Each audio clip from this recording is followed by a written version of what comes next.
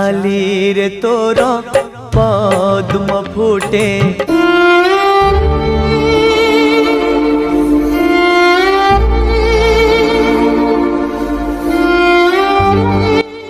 आज गोटे जुगर अवसान घटी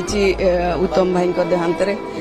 ओडिया सिने जगत केवल नुह पूरा ओडिशावासी आज म्रियमाण हो पार्टी वियोग रे 150 रु अधिक ओडिया सिनेमा रे तो सी अभिनय करथिले ता सहित से जने भल व्यक्तित्व थिले समांतराल भाव जो बंगला सिनेमा मध्य करचंती हिंदी सिनेमा मध्य करचंती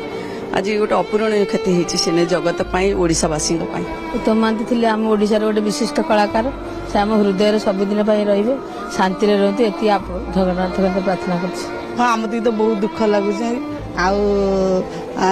एत दिन धरिकी थे चलीगले भाभी भल लगे बोली समय पर ही विमान बंदर में पहुंची सारी उत्तम महांती पार्थिव शरीर एठी आसी बासभवन में पहुंचब एक प्रकार शोकर छाया खेली जाइए समस्त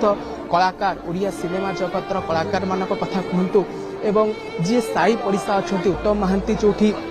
बरमुंडा रुले से